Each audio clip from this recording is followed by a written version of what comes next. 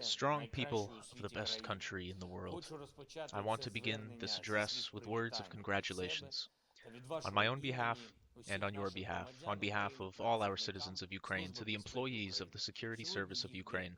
Today is their day. 30 years ago, on March 25th, the Security Service of our state was founded. The service has come a long way, and we all know that.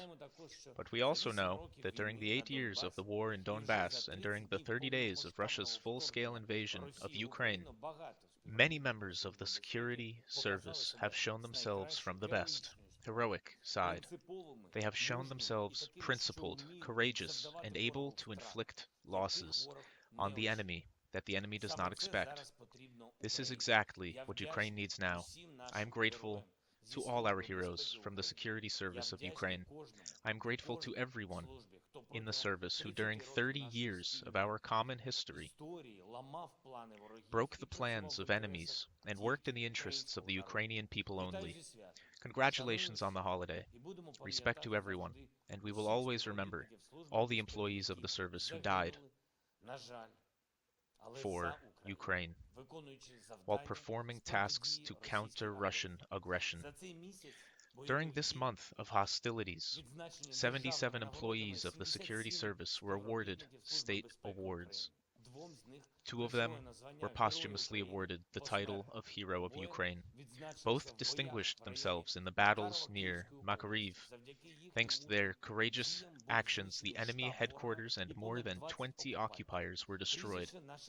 I can't tell you the names of our heroes. This is the specifics of the service. But I can say, with confidence, the memory of them will truly be eternal. Today I signed a decree on state awards to 63 law enforcement officers of Ukraine. 7 of them were awarded posthumously. Police, rescuers, border guards, special service officials of the State Bureau of Investigation, and employees of the Court Protection Service. Thank you to everyone. Over the past week, our heroic armed forces have dealt powerful blows to the enemy, significant losses. They say that the Minister of Defense of Russia has disappeared somewhere. I wonder if he personally wanted to visit Chornobayevka.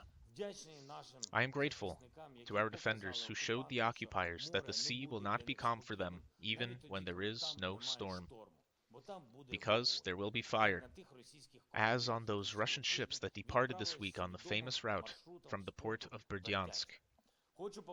I want to warn all traitors of Ukraine who sided with the enemy in Crimea years ago. You switched sides because you thought you would live better, right? Not because you want to repeat the tragic fate of your colleagues who died on those ships, or somewhere else on land or at sea in Ukraine. Well, live. Stay as far away from our cities and our army as possible. The number of Russian casualties in this war has already exceeded 16,000 killed. Among them are senior commanders. There have not been reports about killed Russian colonels general or admirals yet, but the commander of one of the occupying armies and deputy commander of the Black Sea Fleet are already there. The armed forces continue to repel enemy attacks in the south of the country, in Donbass, in the Kharkiv region, and in the Kiev region.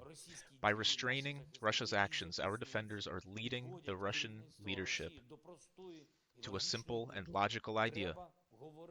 Talk is necessary, meaningful, urgent, fair, for the sake of the result, not for the sake of the delay. 16,000 Russian servicemen have already died. For what? What does it give? And to whom? The conversation must be meaningful. Ukrainian sovereignty must be guaranteed. Ukraine's territorial integrity must be ensured. That is, the conditions must be fair. And the Ukrainian people will not accept anything else. During the week, we managed to establish 18 humanitarian corridors. A total of 37,606 people were rescued from the blocked cities. In particular, 26,477 Mariupol residents were evacuated from Mariupol to Zaporizhia via this humanitarian corridor. The situation in the city remains absolutely tragic. The Russian military does not allow any humanitarian aid into the city. They only use Mariupol residents in fakes for their propagandists, pretending to start giving something to people. I will continue to inform the nations of other countries in great detail about such disgusting cynicism of the occupiers, about all the war crimes of Russia against the civilians of our heroic Mariupol and other cities of Ukraine. It is very important. I want to emphasize not only politicians and government officials, but nations. Everyone on the planet needs to know what Russia is doing so that the responsibility for crimes against the Ukrainian people becomes inevitable and as severe as possible for the Russian military.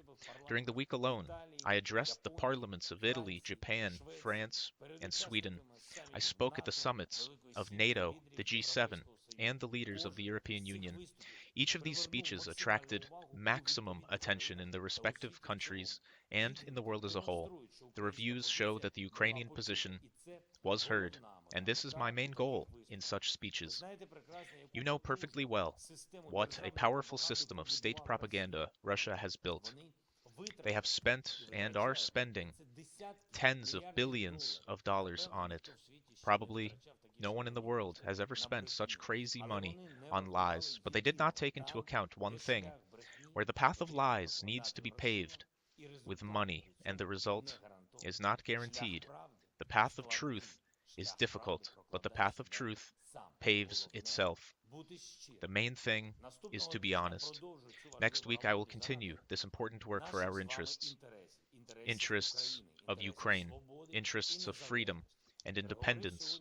I had a conversation today with Turkish President Erdogan. The results of the NATO summit were discussed.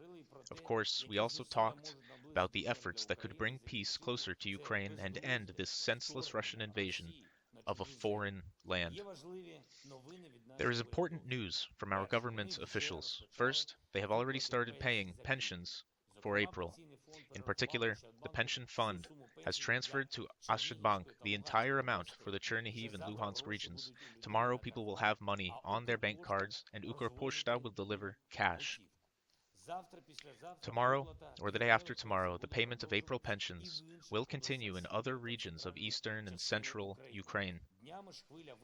The other day, a wave of payments will cover the entire state. This is one of our priorities. The Ukrainian state has fulfilled and will fulfill all obligations to our citizens, to our pensioners. Second, under the e-support program, more than 20 billion hryvnias have been given to people who have lost their jobs or the opportunity to have business. The amount of payment is 6,500 hryvnias. Third, officials are preparing a new support program for our IDPs from the war zones. Regional administrations have been given a clear task to quickly allocate land for the construction of temporary housing for displaced persons. I want to emphasize, once again, this is temporary housing. Once we establish peace, we will begin the immediate, large-scale reconstruction of our state. But now people need a temporary home, their home, and it is better to have somewhere in Ukraine than somewhere abroad. We pay aid, and we will provide a job. Native people, native country. All the details of the support program will be presented by Prime Minister Denis Shmyhal. And a few more words about the path of truth, about those who bring you and us true information, about everything that is happening in our country.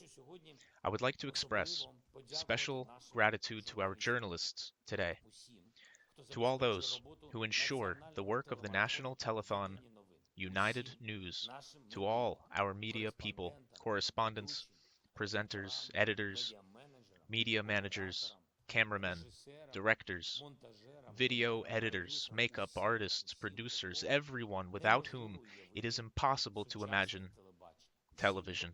Everyone who, united and together with other defenders of our people, provides Ukrainians with truthful information.